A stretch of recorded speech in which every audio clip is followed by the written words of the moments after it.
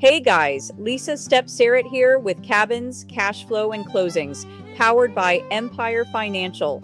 Today, I want to talk about something that is getting a lot of attention in the short-term rental world right now: bonus depreciation. Now, before we go any further, let me be very clear. I am not a CPA, and this is not tax advice.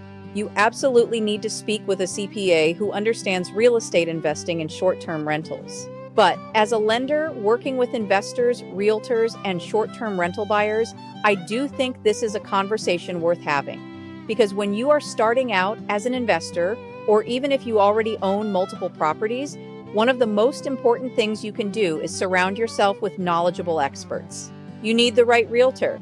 You need the right lender. You need the right CPA. You need the right insurance agent.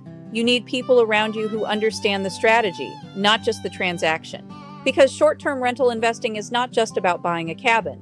It is about understanding the numbers: cash flow, financing, occupancy projections, seller credits, reserves, tax strategy, exit strategy.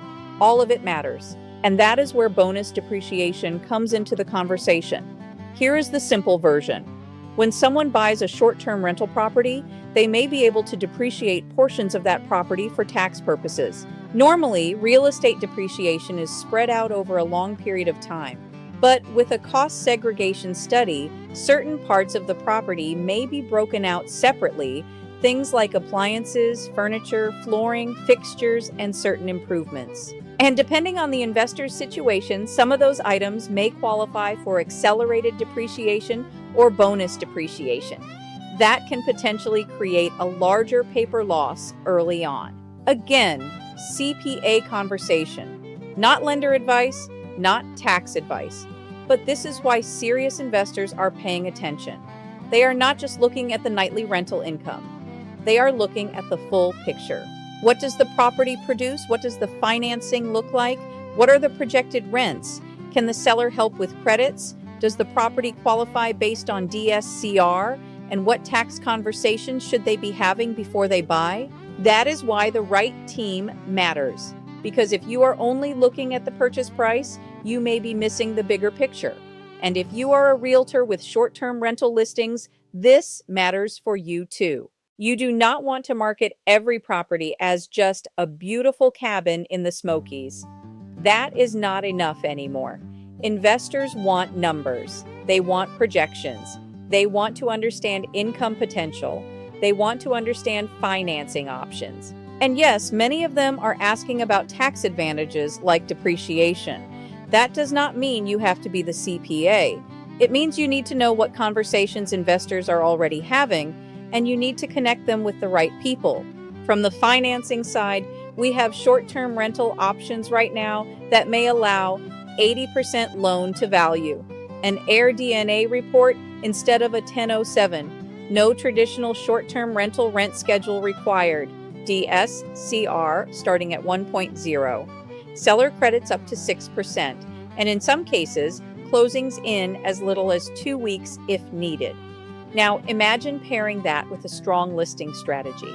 Instead of saying, "This is a great cabin," you can say, "This property may appeal to investors because we have financing options available using AirDNA projections, no 1007 requirement, and the buyer may also want to discuss potential depreciation benefits with their CPA." That is a completely different conversation.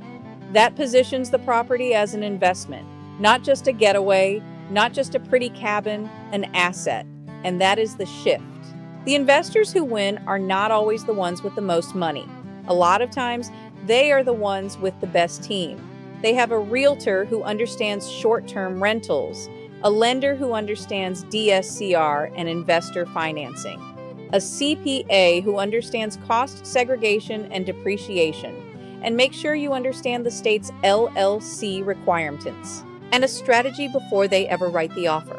So if you are just getting started in short-term rental investing, please do not try to figure all of this out alone.